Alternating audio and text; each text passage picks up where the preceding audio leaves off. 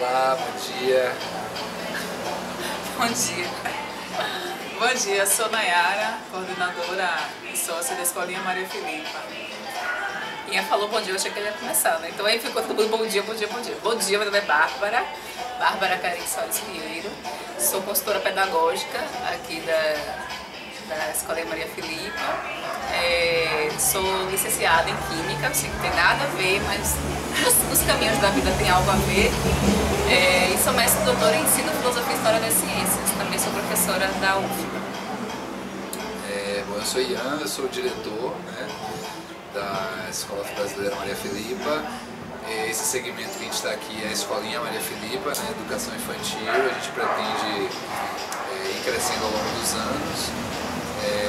Eu sou da área da História, de graduação, e na pós-graduação eu fui para a área da Educação, especificamente para a História da Educação, né, no mestrado, no doutorado eu pesquiso questões relacionadas à história da população, à história da educação da população negra, né, enfim, em Salvador e no Brasil. E Nayara é pedagoga, né, Nayara? Sou pedagoga. Formada pela Unijorge, não é isso? Isso. E tem especialização em educação? Tenho especialização em docência do ensino superior e educação especial inclusiva. Exatamente. Então, sem edição diferente, gente, vou fazer as perguntas aqui para a galera. E no vídeo institucional que vocês publicaram lá no mês de abril, né, vocês falam a razão do nascimento da Escolinha Maria Filipa, né? Vocês procuraram escolas que não ficassem só centradas na visão eurocêntrica, né, do conhecimento, enfim, de tudo, e vocês não encontraram. Então vocês decidiram, né, abrir aqui a Escola Maria Filipa. Então eu queria que vocês falassem um pouquinho sobre essa ausência. Ela denuncia o quê? É isso, né? A gente, como está lá no vídeo, vocês podem ir buscar no nosso site www.escolinhamariafilipa.com.br, no nosso Instagram, Escolinha Maria Filipa, ou no nosso Facebook. A gente tem um vídeo que a gente lá divulgou, nossa história, que eu sou companheira do Ian, a gente estava num processo de adoção, e era uma adoção tardia,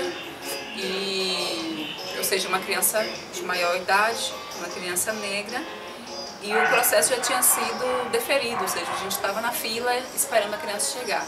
Acabou que chegou outra coisa, chegou, óbvio, uma criança, mas uma bebezinha de 17 dias, enfim, as coisas mudaram muito, mas o perfil era outro, que a gente queria inicialmente, quando a ideia da escola surgiu. E a gente começou a procurar a escola para nossa filha, o nosso filho, e a gente começou a pensar, né, assim, qual escola que a gente vai colocar a nossa filha quando ela chegar, porque assim, ela chegaria com 3 anos de idade. 3 a 6. 3 a 6, era a né? faixa que a gente colocou. E aí a gente, se ela chegasse nessa faixa etária, a gente precisaria colocar ela imediatamente numa escola, e aí eu pensei, bom, vou colocar na escola que eu trabalho. E aí a gente começou a discutir isso em família, né, eu e Bárbara, e eu trabalho em escolas particulares daqui de Salvador, escolas bilíngues, né, que são as mais caras, de um poder aquisitivo mais alto e que comunam valores que a nossa família não compactua muito, né.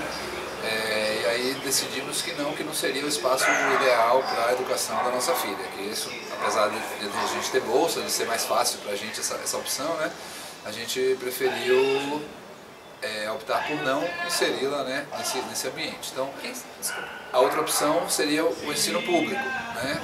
Vamos colocá-la numa creche pública, mas que seja de qualidade, enfim. Aí tem duas questões, né? Primeiro que, mesmo no ambiente público, o racismo ele se reproduz, né? Ele está ali, ele é estruturante ali mesmo nesse ambiente. E a outra questão é a gente, enquanto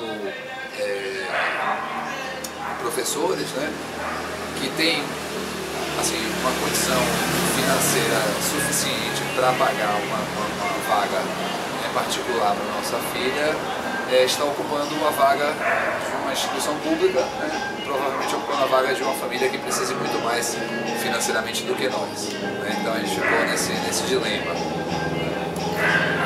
E aí, respondendo a sua pergunta, né, a quem a gente atribui essa ausência, né? Essa ausência, a gente pensava para nossa filha, Nayara também tem uma filha, a Naila, uma criança negra, de 5 anos. A gente pensava para nossas crianças uma educação que valorizasse quem elas são, né? Então, assim, no processo de construção identitário e ancestral dessas crianças, elas se reconhecerem positivamente. Então, essas escolas, elas reproduzem o racismo estrutural da nossa sociedade. Um racismo que prevê que pessoas negras não são bonitas, então por isso elas não estão no outdoor da escola, elas não estão nas imagens dentro da escola, no caderno da coleguinha, nos livros didáticos. Uma noção de que pessoas negras não constroem epistemes, né? Não desenvolvem epistemologia, conhecimento, não produzem ciência. Então, se você der uma olhadinha depois aqui, a gente tem algumas referências aqui na parede, né? Dias do Nascimento, Leila Gonzalez, Milton Santos, Luísa Bairros. Enfim, a gente tem uma potência imensa de produção intelectual negra no Brasil, mas que é completamente invisibilizado nessas escolas. As crianças não têm referência de poder negro. Então, crescer com essa subalternidade psíquica é problemático, porque isso reverbera em um adulto que vai se invisibilizar por conta própria, né? Vai se subestimar por conta própria e vai criar a perspectiva das máscaras brancas, né? Então, eu quero me embranquecer porque eu quero ser aceita. Então, era isso que a gente não queria. A gente queria potencializar esse mundo negro que existe na diáspora, em África. A gente quer mostrar para essas crianças que nossos ancestrais são reis, são rainhas, são produtores das primeiras formas de conhecimento, de ciência, de filosofia. Enfim, era essa dimensão que a gente tinha, né? Que essas escolas, elas têm dificuldade. Sem contar na questão profissional, né? Onde estão as referências negras nos espaços escolares? Por exemplo, nas escolas privadas de grande porte. Onde estão as pessoas negras? Majoritariamente nos setores subalternizados, na limpeza, como auxiliar, na portaria da escola, manobrista. Não estão nos espaços de poder. Não está em cargo de coordenação, não está em cargo de direção, não é professor regente de turma. Então, a gente... Essa relação direta, visual, de você diariamente não se ver em espaço de poder, implicam na construção psíquica da criança de padrões de subalternidade própria. E a Escolinha Maria Filipa é uma escola de educação, é uma escola afro-brasileira de educação infantil, né? Voltada para os grupos 2 a 5, né? Então crianças de 2 a 5 anos estarão aqui. E aí vocês, o tempo todo, quem acompanha as redes sociais, quem vê o site de vocês, está lá bem claro que vocês querem inserir nesses estudos não só aqueles conhecimentos da cultura eurocêntrica, né? A gente quer trazer aqui os conhecimentos dos nossos ancestrais africanos. Então, nesse sentido, como é que vai ser a proposta pedagógica de vocês? Qual é a metodologia? A nossa metodologia é baseada na pedagogia histórico-crítica, psicologia histórico-cultural. A gente acredita que o ser humano, ele se constrói, né, enquanto indivíduo, na convivência, na vivência, né, da sociedade através dos signos. Então a gente vai bem pautar a nossa metodologia da escola nesse referencial teórico, nessa construção, que a criança tem que entender que tudo que é construído, que ela é capaz também de aprender. Se foi construído pelo ser humano, ela é capaz de conseguir, porque a gente cresce nessa visão de que não, eu não consigo fazer isso. Mas por que você não consegue? Se foi construído pelo homem. Então, tem esse potencial, tem essa potencialidade de conseguir alcançar, conseguir tudo que quer, né? A gente sempre fala, a criança, você é capaz de ser tudo que você quiser. Só que isso é tão barrado nessa sociedade que você não é capaz disso ou daquilo. A gente está indo nas escolas municipais e dá algumas palestras, a gente percebe isso visivelmente. A gente pergunta quem vai aqui para a universidade, quem se reconhece enquanto negro. A gente percebe que as crianças, elas se anulam, principalmente crianças negras, porque elas sempre são ditas que não são capazes de. E a gente sempre está reforçando isso nas escolas, nessas nossas palestras que a gente está indo falar sobre essa possibilidade, nessa construção dessa autoimagem, dessa potencialidade que cada um tem. Porque o nosso referencial teórico é bem embasado nessa questão. Pois é, e aí a gente associa a pedagogia histórico-crítica, que vai nos dar, de certo modo, um norte epistêmico, metodológico, e a psicologia histórico-cultural a uma perspectiva decolonial. Tipo, a gente trabalha também com a decolonialidade do saber, com algumas referências, como Animanga Gomes, como Kabenge Legunanga, com alguns teóricos aqui do Brasil e de fora também do Brasil, da Latinoamérica, pensando um complemento dessas teorias, né? por exemplo, a pedagogia histórico-crítica, ela traz para a gente esse debate da sociabilidade do saber, né, de como que a aprendizagem ela se constitui a partir desse caráter coletivo de interações sociais. Mas sempre com uma perspectiva crítica, né? É isso que trouxe a utilização dessa pedagogia, né, para nós, a perspectiva crítico-dialética. Então, é educar as crianças, né, para que elas se compreendam enquanto sujeitos coletivos no mundo, mas que elas observem também a sociedade na qual elas estão inseridas, né? Percebendo injustiças, percebendo preconceitos, discriminações e lutando contra isso, né? Tendo ferramentas para lutar contra isso. Então, as ferramentas para lutar contra isso para as nossas crianças, que são majoritariamente afro-brasileiras, né? Mas, e aí eu digo majoritariamente, porque a nossa escola não é uma escola voltada para crianças negras, né? Somente para crianças negras, para meninos negros ou meninas negras. É uma escola voltada para todas as crianças, para todas as famílias, independente da raça, da etnia, da opção sexual, do formato familiar, da estrutura familiar. A gente é uma escola aberta para todas as famílias que comunguem, né, dos valores que a gente está defendendo aqui, da proposta educacional que a gente está defendendo aqui, que queiram caminhar conosco. Então, nesse sentido, a gente traz essa teoria da decolonialidade, né, que visa romper com esse eurocentrismo, né, descolonizar nossos olhares, nossas mentes, né, nossa estética, nosso saber,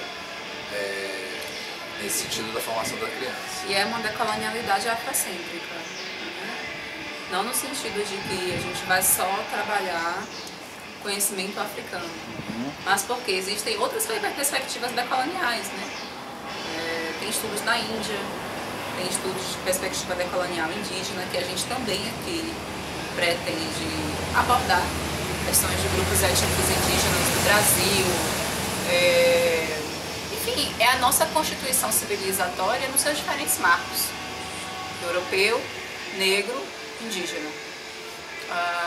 Mas só para demarcar que a decolonialidade ela pode ser abordada a partir de uma perspectiva oriental, mas a gente está abordando fundamentalmente a partir da lógica africana e trazendo esses outros aportes. Então aqui a gente junta essas duas teorias pedagógicas: decolonialidade do saber, talvez aí pautando uma pedagogia decolonial, e a pedagogia histórico-crítica, que é uma pedagogia vinculada ao materialismo histórico dialético. É uma junção muito inovadora, não só no campo da escola, mas no campo de pesquisas também. A pedagogia histórico-crítica ela tem uma tônica epistêmica de fato um pouco embranquecida. A decolonialidade do saber ela é muito vinculada às teorias pós-críticas ou à pós-modernidade, e a gente está trazendo algo de aproximação com as teorias críticas, né? Então é um exercício que a gente está fazendo intelectual, né, grande, e a gente vai ver como é que isso se reverbera na prática, e a gente imagina que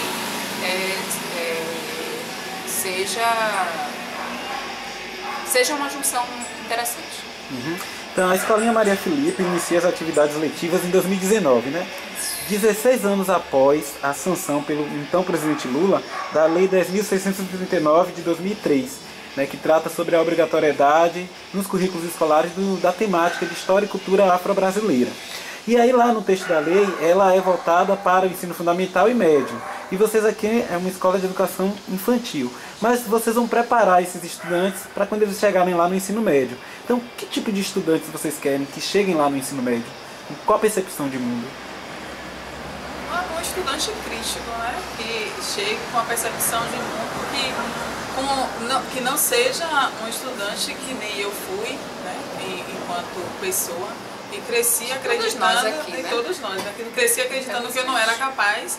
Aí eu fui fazer, você não pode fazer medicina porque tem que estudar muito, aí você vai se anulando, não acredita que você tem potencial, você não é boa em matemática porque você é mulher. Então esse estudante que ele vai sair daqui, a gente acredita que ele saia de cabeça erguida, acreditando que ele é capaz de fazer qualquer coisa. Agora uma pergunta retórica, quer falar alguma coisa, Bárbara? Sim, eu queria falar que a questão da lei, ela tem a importância para o movimento negro no sentido da conquista e da obrigatoriedade. Então, quando a gente quer bater no estabelecimento educacional, de ensino fundamental, de médio, superior, porque se isso não se inclui nas licenciaturas das universidades, nunca vai chegar na escola básica. Quando a gente quer bater na porta desse estabelecimento e falar cadê o cumprimento da lei, é da lei que a gente precisa. Mas não é a lei que nos motiva. O que nos motiva é uma consciência histórica ancestral de que os nossos povos, eles foram invisibilizados, nossos povos africanos e indígenas, foram, e principalmente Salvador, né, que é um grande centro da diáspora no mundo, é a cidade de Salvador. Então, foram invisibilizados em todas as suas dimensões culturais, religiosas, epistêmicas, estéticas, e a gente precisa fazer esse resgate a partir de uma ótica não necessariamente de reparação, mas talvez de construção de novos tempos, né? de um novo futuro. Então, era essa ressalva que eu queria falar, porque às vezes a gente fica muito preso na questão da lei, e aí fala, por que a educação infantil não pode, não precisa? Não precisa. Né? Por que vocês querem? Porque a gente imagina, principalmente porque é na educação infantil que a personalidade ela começa a se constituir. E se constitui muito, muito fortemente.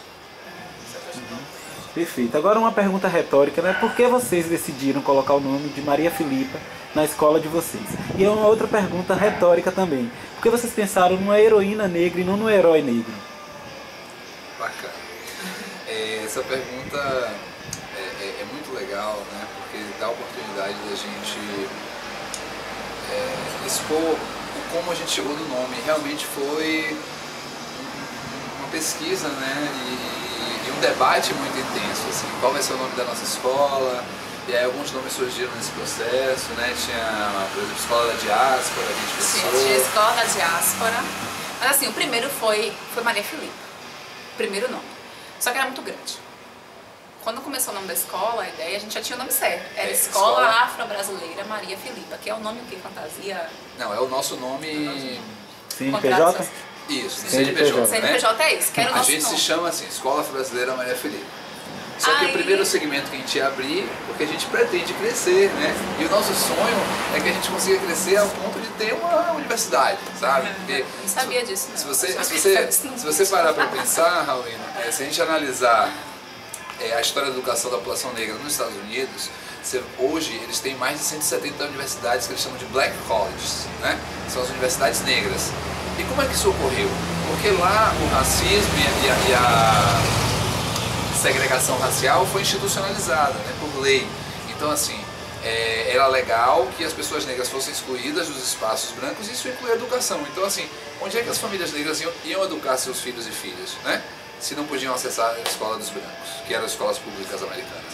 Eles tiveram que criar suas escolas, criaram suas escolas, as escolas foram crescendo ao longo dos anos e se transformaram em universidades e criaram, então eles têm uma rede, né, de educação que é fortíssima nessa busca antirracista, na busca da valorização das outras matrizes ancestrais, né, que não a branca. Então, a nossa ideia aqui é seguir esse caminho também, né, ampliar e crescer e tal. Então a gente se chamou, né, no nome do CNPJ, é a Escola Afro-Brasileira Maria Filipa, mas o primeiro segmento que a gente conseguiu abrir foi a educação infantil.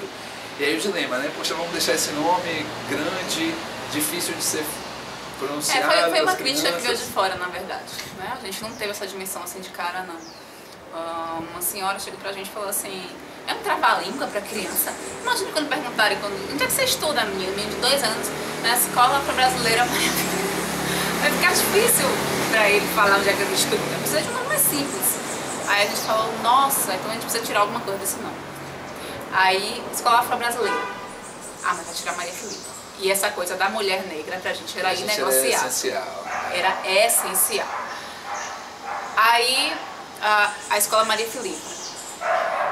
Tinha também a ideia da Escola da Diáspora justamente por essa questão que o Ian colocou, da gente pensar amanhã em possíveis diálogos com países africanos e em diáspora. Então, por exemplo, mandar estudantes daqui, é o nosso sonho, né? Mandar estudantes daqui para passarem uma temporada em Angola, em Cabo Verde, alguns estudantes de lá do ensino médio para passar um tempo aqui. Então, nesses intercâmbios, mas a coisa da mulher negra ela foi muito forte, porque a gente queria valorizar uma mulher negra local, por imaginar essa coisa que a Nayara falou, né?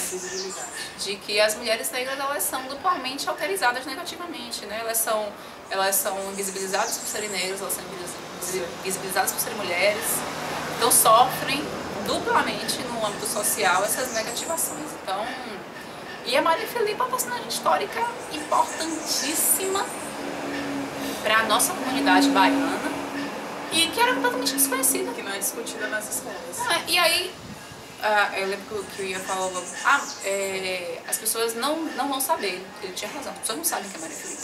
Muita gente chega aqui e pergunta quem é Maria Filipa. Mas aí o que a gente pensou foi o seguinte, vai ser a dimensão pedagógica para a escola além dos muros. Porque a pessoa que vê o nome Maria Filipa, ou ela vai perguntar, ou ela vai pesquisar, ela vai procurar saber, porque ninguém vai botar o nome Maria Filipa com uma representação, né, de a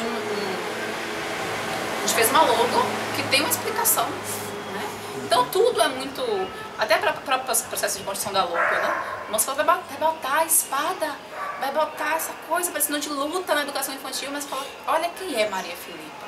Então a gente quer sim fazer a Maria Filipina.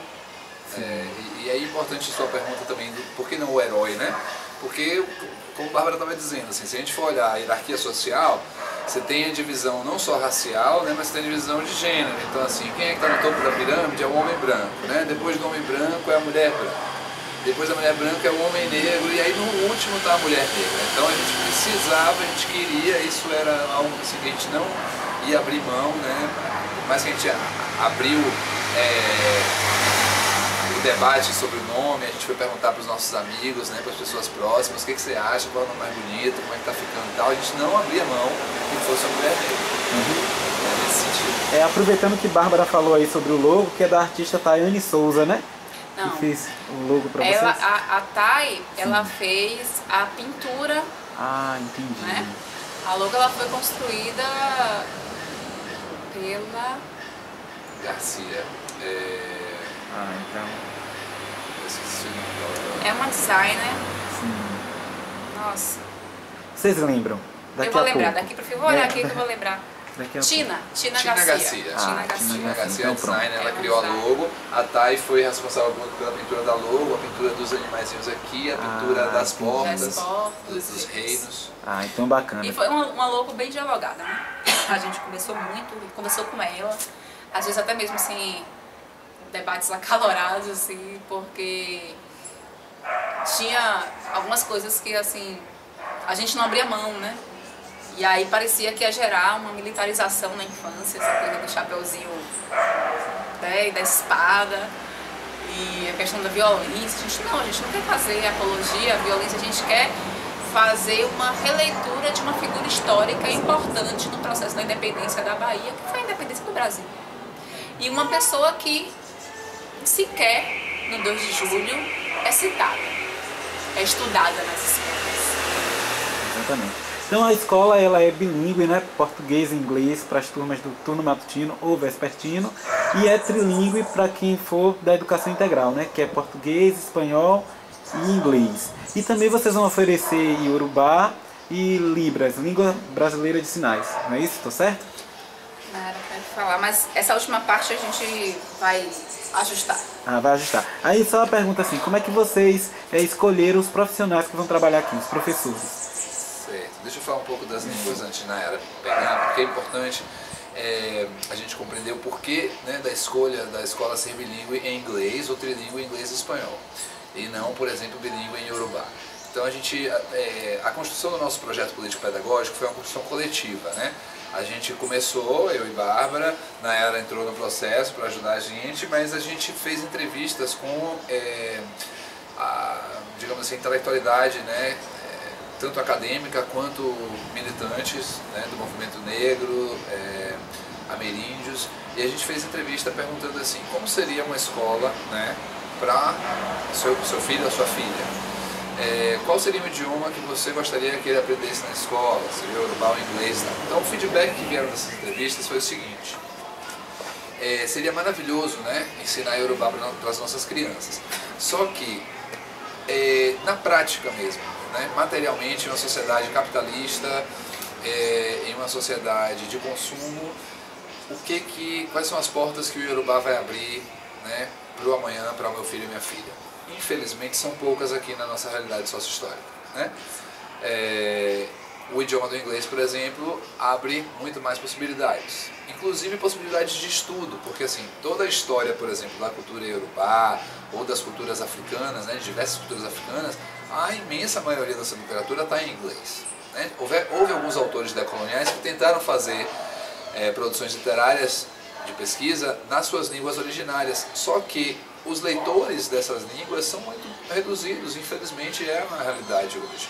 Essas populações foram dizimadas, a quantidade populacional que fala essas línguas é baixa, então o alcance que o livro teria ia ser um alcance reduzido. Então eles viram, né, que não era viável continuar na produção em inglês. Então nesse sentido a gente trouxe o inglês, né, depois dessa pesquisa de conversar com as famílias, com essas famílias que a gente entrevistou, no sentido de empoderar nossas crianças para que elas ocupem os espaços de poder no amanhã, né? Tanto o inglês quanto o espanhol. O espanhol muito mais por ser uma língua, né, latino-americana, dos nossos irmãos, vizinhos e vizinhas, né, da América do Sul, que a gente achou muito importante ter isso, né, no nosso currículo. E as outras atividades, a Libras e o Iorubá, entrariam, eu acho, mais como oficinas, né? Oficinas de Iorubá e o trabalho com Libras na E a Libras a depender da necessidade, né? Se você, obviamente, você vai ter um estudante que ele utilize essa língua, a gente vai ter que contratar um profissional para poder estar em sala de aula, porque o estudante não pode ser excluído porque ele utiliza Libras. Então a gente pensou mais nesse contexto da socialização e ele poder estar em acesso juntamente com os outros estudantes também. Existem escolas bilíngues que o segundo idioma é Libras. Isso é fantástico. Eu sonho que a gente possa ter uma escola assim um dia, que a pessoa possa estar o tempo todo, né, a gente possa ter intérpretes, que não é a nossa realidade, a gente está com uma dificuldade muito grande de encontrar profissionais. Eu abri aqui porque a gente tem livros, inclusive, em inglês de Iorubá. Então, por exemplo, meu primeiro dicionário de Iorubá é Cores e Aprendizagem. Isso. E Iorubá bilíngue para crianças. Crianças bilíngues, inglês e Iorubá, né?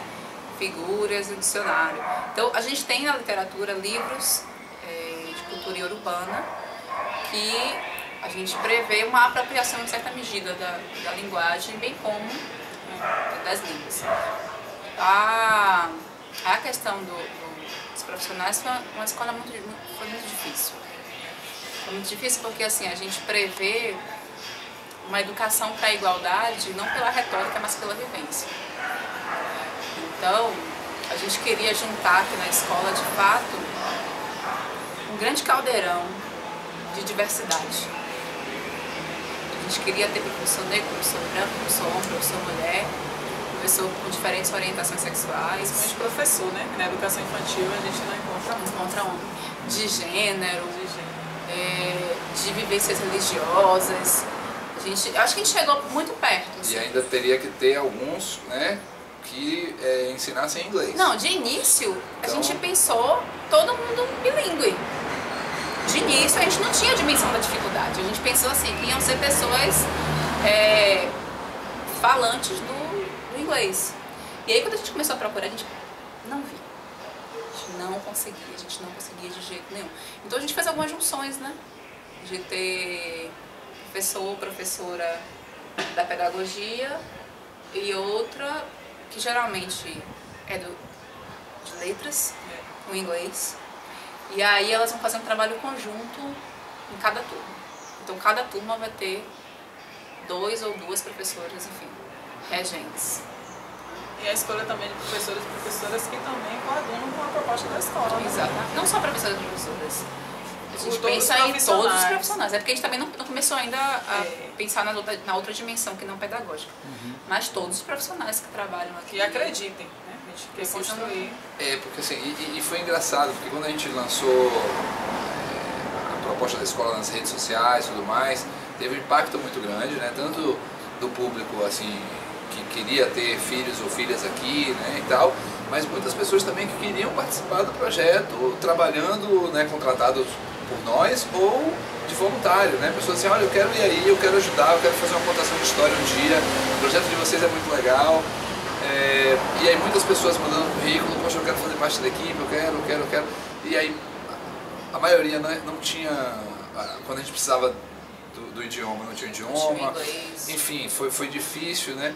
Mas a gente conseguiu fazer uma seleção e conseguimos consolidar uma equipe, né? Pré-consolidar uma equipe, porque a gente ainda não teve como porque a gente depende das matrículas. A gente vai depender das matrículas para contratar. A gente não pode contratar um número X de professores se a gente vai ter um número Y de turnos. Mas a gente conseguiu pessoas muito legais e muito capacitadas, né? Com formação muito boa e com experiência também na educação infantil, porque essa é uma grande preocupação nossa, né? A educação infantil é muito diferente dos outros segmentos educacionais, tanto do Fundamental 1, né? Já é muito diferente, ainda mais do Fundamental 2 ou do médio. E aí, engraçado que as pessoas procuravam a gente, né? Teve até uma professora branca que ela mandou um e-mail, esse foi o que mais chamou a atenção nossa, né? Ela falava assim, pessoal, poxa, parabéns, né, pelo projeto de vocês, eu me encantei muito, eu queria deixar meu currículo aqui, mas apesar de deixar meu currículo, eu imagino que vocês queiram dar uma representatividade, né, racial para o corpo docente. Eu sei que eu sou branca, que eu tenho privilégios por ser branca, mas eu deixo aqui de qualquer maneira, né, se vocês precisarem dos meus serviços. Então a gente achou isso muito legal da pessoa, né? Ela quis apoiar o projeto e tal, mas tinha consciência de quem ela é, do lugar que ela ocupava. Então isso foi bem interessante. Mas a gente conseguiu fechar essa equipe de uma maneira muito boa, apesar das dificuldades, né? Tem gente muito interessante, porque além da equipe específica regente, tem a equipe de aulas de capoeira, de dança, de tudo. Então a gente conseguiu montar uma equipe assim, com uma quantidade muito interessante de pessoas negras, de pessoas brancas, socialmente, né? Socialmente brancas, pessoas de religião de matriz africana, pessoas que não são de religião de matriz africana, pessoas heterossexual, pessoas, inclusive a gente está com contato de um professor que é trans, que está querendo, a gente precisa fazer que ele acabou de formar. Sim. A gente precisa fazer, porque por essa questão da experiência, né? Mas a gente tem muito interesse em trabalhar com a diversidade, porque a gente acredita que é a vivência da diversidade que educa para ela. Perfeito. Então, é algo que pra gente tem que ser natural. A gente não quer dizer pra criança, você tem que respeitar a pessoa negra, você tem que respeitar o gay. Não, ela precisa compreender, pelo seu próprio espírito de convivência solidária, que o respeito é mútuo, independentemente de quem seja esse outro. Perfeito. E Ian falou aí, né, da professora que mandou e-mail, que tem uma consciência, e o que eu percebo acompanhando as redes sociais de vocês é que vocês também pensaram nisso no caráter de formação de toda uma comunidade escolar, porque vocês vêm fazendo eventos, né, há muito tempo que discutem essa temática, né, afro-brasileira, enfim. Isso vai ser uma tônica da escolinha? Vocês pretendem fazer no ano que vem, sempre aberto ao público? Sim, talvez não na mesma periodicidade. Eu acho que como a gente fica com a saudade de estar na escola, aí a gente colocou aqui mensalmente. A gente vai delimitar isso se ao final de cada trimestre ou em cada bimestre a gente vai fazer. Mas a gente vai manter, porque tem uma questão também, né? Quando a escola começa a funcionar, os profissionais se envolvem muito, se cansam, querem ter o seu final de semana para sua família. Então a gente não quer exaurir as pessoas nesse sentido, mas ao mesmo tempo a gente quer estabelecer aqueles sábados letivos ao longo do ano que a gente vai ter aqui sim informação aberta para a comunidade, porque a gente pensa que a escola ela tem essa potencialidade de formação decolonial para além dos seus. Na verdade é para os nossos, e esses nossos eles não necessariamente estão aqui na escola, né? Podem estar fora. E quais atividades serão oferecidas na educação integral? Tem a capoeira, o karatê, o balé, a dança afro. Tem uma oficina de origami, de circo? Sim. É isso? Essas foram interessantes, porque essas foram pessoas que se disponibilizaram. Elas entraram em contato e falaram, eu posso dar uma oficina de circo, eu posso dar uma oficina de origami. Então a gente vai compor esse turno integral com essa dimensão. eu esqueci de falar, dentre essas pessoas que a Nayara falou, tem pessoas também que são externas ao Brasil, que são da América Latina, que eu acho que traz uma tônica importante de relação com a América, né? Então, tem gente do Chile, tem gente da Argentina, que vai trazer pra gente essa dimensão de vivência com os nossos irmãos daqui desse espaço, e que pra gente é tão distante, talvez pela questão linguística. Nada melhor Continental também, o Brasil tem país com dimensões continentais. Nada melhor que a vivência, né? Para o aprendizado. É como eu falei, a escola vai ter como público, né, estudantes do grupo 2 ao grupo 5, não é isso? E cada grupo vocês nomearam aqui com o nome de reino, de um império, né, ameríndio. Queria que vocês falassem um pouquinho sobre isso, porque eu achei muito interessante, né, e é muito importante também para a proposta da escola. Sim, essa ideia, né, surge exatamente por conta de uma visão estereotipada que a gente tem enquanto sociedade da população negra, né? A população negra geralmente ela é vista como advinda da escravidão, né? O negro ele era escravo, a negra ela era escrava, né? A gente não conseguiu ainda quebrar com essa visão estereotipada.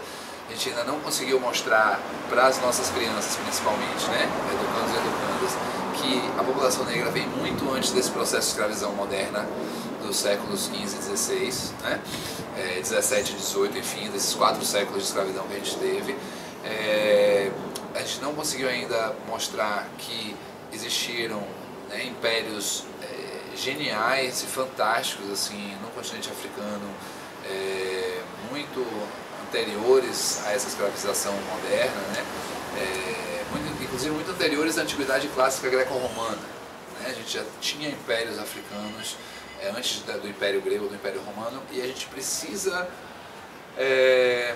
ensinar isso para as nossas crianças, né? Ensinar que a população negra de África ela foi escravizada durante um período histórico, né? Ela não é escrava, não era escrava, ela foi escravizada, é diferente, é um processo histórico, e a gente precisa reforçar isso. Então, nesse sentido, e não só a população negra, né, mas a população ameríndia também, que foi dizimada e escravizada, né?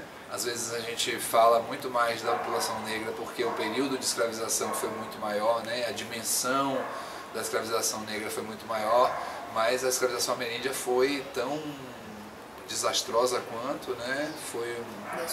Foi desumana, foi um genocídio, né? Que reduziu a nossa população indígena no Brasil, né? A menos de 10%.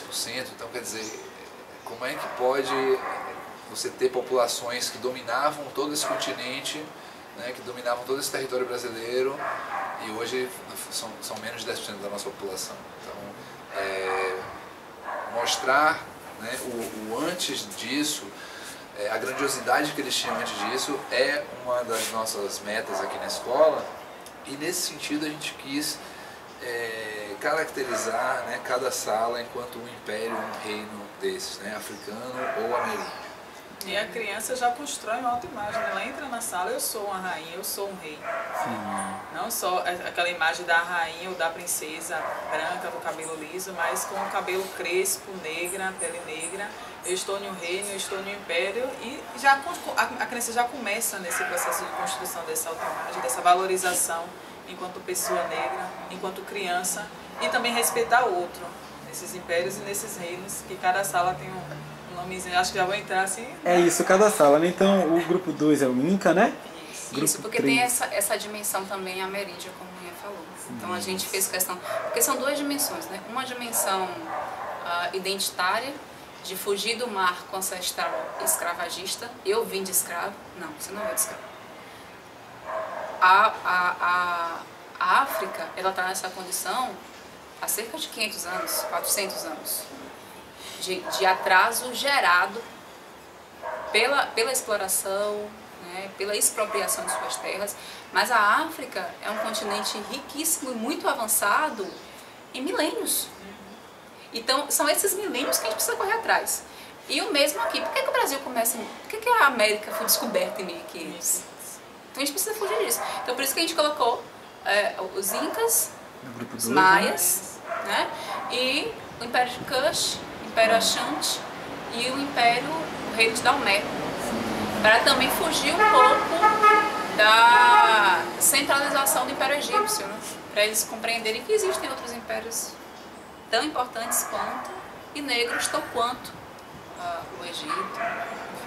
Então o ano letivo inicia no dia 4 de fevereiro, é isso? E vai ser organizado em 3 unidades, cada unidade tem um tema, né? Aí que vocês pensaram, tema gerador. Na primeira unidade, ancestralidade, na segunda, identidade e na terceira, família. Por que vocês pensaram nesse tema? Como é que vocês chegaram nisso? Só pegando o gancho de barro dessa questão da ancestralidade. Quando a gente fala de ancestralidade, a gente pensa muito só na dimensão quem foi meus avós. Geralmente a escola a gente trabalha muito nessa dimensão, né? Quem foram meus, mas essa ancestralidade que a gente quer é retomar esse tempo perdido, né? De tudo que foi construído dentro da África, que as escolas não abrangem isso.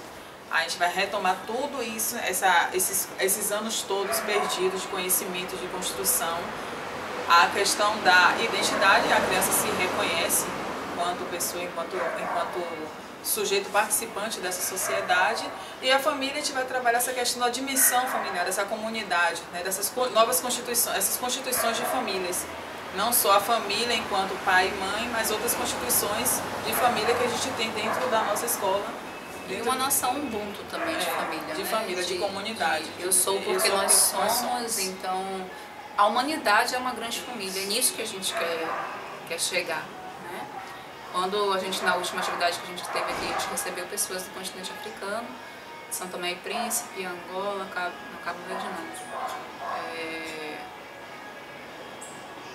Moçambique, e a forma que eles se relacionavam, né, assim, como o Chito Ngani, que é de Moçambique, ele falava quando as pessoas viam um menino fazendo algo errado, o pessoal falava, de que comunidade é este menino? É isso que pra gente é bonito, né? Não é filho de quem? De quem é esse menino? É de que comunidade? É filho da comunidade. É essa dimensão de irmandade, de família que a gente quer desenvolver na escola. E que a gente acha que os nossos povos têm muito a ensinar pra gente nesse sentido, né? E como a Nayara falou, é indissociável para nós, uma perspectiva sankofa, pensar quem nós somos se a gente não compreende os passos que nos trouxeram até aqui, de onde viemos. E de onde viemos, como diz minha mãe, né, espiritual. Aqueles que aplanaram o terreno para nós. Vocês têm no outdoor, né, uma frase emblemática da Jurema Werneck, né? Nossos passos vêm de longe, não é isso? Já que eu citei aqui uma intelectual do universo da comunidade negra, né? Comunidade, já aprendendo. Vocês têm no site lá alguns apoiadores, né? Como vocês já disseram aí, foram pessoas que também participaram da elaboração do PPP, Projeto Político Pedagógico. Aí a gente tem Kabengele Munanga, Luana Assis, Samuel Vida, né? Tem Vlamira Albuquerque, não é isso? Tem o Celso Suzarte, é Celso? Suzarte não, é o Cleverson. É Cleverson Suzarte, desculpa. Enfim, e como é que a comunidade negra recebeu a Escolinha Maria Filipa, né? Porque a gente tem lá esses depoimentos que são muito bacanas, mas as pessoas do dia a dia de vocês, como é que elas receberam a Escolinha Maria Filipa? E a gente encerra a nossa entrevista.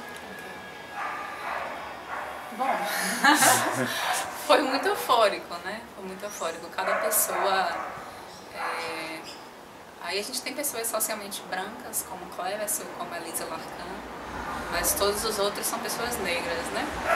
E cada pessoa, independentemente de serem brancas ou de serem negras, quando a gente falava acerca da escola, elas vibravam muito com a gente, principalmente por imaginar uma escola afro-brasileira em Salvador, né? Que é algo que deveria existir há muito tempo, né? Que deveria ser natural, mas que a gente precisou pensar nisso, e principalmente nesse momento político que a gente está vivendo, né? Óbvio que a gente não tinha a bola de cristal para imaginar tudo que aconteceria no nosso país, mas eu penso que, mesmo as dificuldades que a gente vai enfrentar, eu acho que aconteceu no momento que tinha que acontecer, porque é importante a gente se cuidar, a gente criar um espaço de afeto, a gente pensar na perspectiva de quilombo, e um quilombo aberto a todos e a todas que querem vivenciar a experiência que a gente está propondo nessa cidade. Mas o clima que as pessoas receberam foi um clima de festa, clima de celebração, até hoje é muito assim. Aí você é da Escola Maria Filipa, o Ian esses dias foi dar uma palestra numa escola para um grupo de professores, e aí o pessoal parou, interpelou ele e falou, você é o Ian da Escolinha Maria Filipa? Então ela tá muito maior do que o que ela já é hoje. Isso pegou a gente de surpresa, porque até quando a gente estava naquela conversa em casa, né? Pô, e aí, nossa filha vai estudar onde e tal? Aí eu brinquei assim, falei, vamos fazer nossa própria escola então. Aí a Bárbara falou assim, então tá, então vamos fazer. E aí gente louca, né? Aí eu falei assim, vamos fazer, vamos. E aí a gente começou a concretizar as coisas, escrever o PPP. Foi um ano de escrita do PPP. E aí aquela preocupação assim, né? Poxa, será que vai ser bem visto essa ideia? Será que não vão dizer que a gente, sei lá, tá criando amor, racismo reverso? Será que vão ter famílias que vão querer caminhar conosco? Será que a gente vai conseguir, gente? Será que... Enfim, aí quanto é que vai ser o valor da mensalidade, porque, poxa, vão ser famílias afro-brasileiras trabalhadoras que nem nós, não pode ser uma mensalidade alta, mas é uma escola bilíngue, e aí foi aquela luta para fazer uma mensalidade o mais baixa possível. E aí, bom, lançamos nas redes, e quando a gente lançou nas redes foi aquele boom, né, assim, poxa, todo mundo, nossa, que fantástico, que proposta massa. E gente ligando pra gente de Belo Horizonte, como é que eu faço para abrir uma escolinha aqui em Belo Horizonte, vocês ajudam a gente a abrir a escola, o pessoal de Goiás também ligou, o pessoal de São Paulo entrou em contato pelas redes sociais. A galera de lá da Fazenda Grande quer que abra uma filial lá. Rio de Janeiro já convidaram a gente para fazer consultoria. Foi uma escola particular do Rio. Muito grande do Rio. E outra também está em processo no Rio de Janeiro. Duas escolas muito grandes. A escola Eleva, né? Uma escola que abriu há pouco tempo e nessa escola é engraçado que, não sei por que cargas d'água, muitas famílias negras, né? Porque é uma escola de padrão elevadíssima, caríssima, então muitas famílias negras que têm condições, né, de botarem seus filhos lá, assim o fizeram, como Regina Casé, Lázaro Ramos, né? Thaís Araújo. Enfim, e eles se juntaram nessa escola e aí estavam tendo dificuldades em como trabalhar as questões étnico-raciais na educação infantil. E aí uma professora dessa escola que eles criaram uma comissão, né, para ver como é que iam trabalhar essas questões, e uma professora que estava nessa comissão viu a gente nas redes sociais, falou, eu tenho que ir lá conhecer eles e tal. A escola pagou para ela vir aqui, ela veio, se reuniu com a gente aqui, convidou a gente para ir lá na escola, a gente foi lá na escola. E aí, enfim, eles contrataram a gente, estão contratando a gente para fazer uma consultoria agora sobre, né, essa questão da educação, das questões étnico-raciais na educação infantil. Então foi uma repercussão que a gente não esperava, né, deixou a gente super feliz. E a gente espera que isso se reverbere em matrículas, porque a gente precisa existir.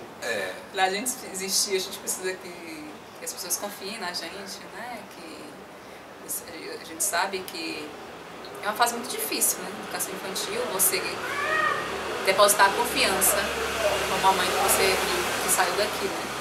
De dizer, olha, eu sou muito apegada, eu sou muito apegada à minha filha, e você colocar numa escola, num espaço que é externo à sua casa, que você não está ali para fiscalizar. A gente sabe como que é uma fase, um rompimento difícil, né? Mas a gente quer tranquilizar a comunidade que essa escola foi uma escola aberta para nossos filhos. Então, a dimensão de cuidado e de afeto que a gente tem é uma dimensão profundamente familiar. Porque nossa filha hoje vai fazer 6 meses.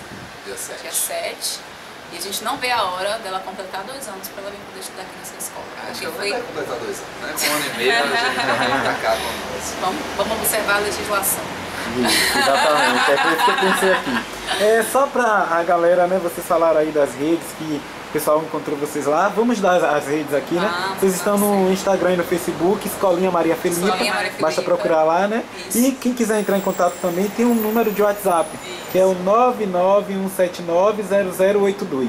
Não é isso? DDD 71. O DDD 71, e tem também o site, né? www.escolinhamariafilipa.com.br. Exato. Né? Lá no site tem a possibilidade de fazer a pré-matrícula. Exatamente. Então, lá. todo o projeto da escola, a gente pode acompanhar todas as informações. Isso, quem quiser fazer visitas também, as nossas portas estão abertas, é só agendar ou pelo site, ou pelo número de WhatsApp, ou até pelas redes sociais, como quiserem alcançar a gente, serão bem-vindos e bem-vindas. E tem também o e-mail na escolinhamariafilipa@gmail.com? É isso? Pronto. Eu gostaria de agradecer, gente, Obrigada, a participação de vocês aqui no Sem Edição. Muito obrigado. Quero parabenizar também pela proposta. Eu, como negro, professor, fico muito feliz com a proposta dessa. E fico tão feliz que eu quero fazer uma última pergunta. Eu posso estudar aqui? Tem que ver a legislação, né? Vamos ver a legislação, hein? Vamos ver. Muito obrigado. Obrigada. Obrigado. Um abraço aí pra galera que acompanha o Sem Edição.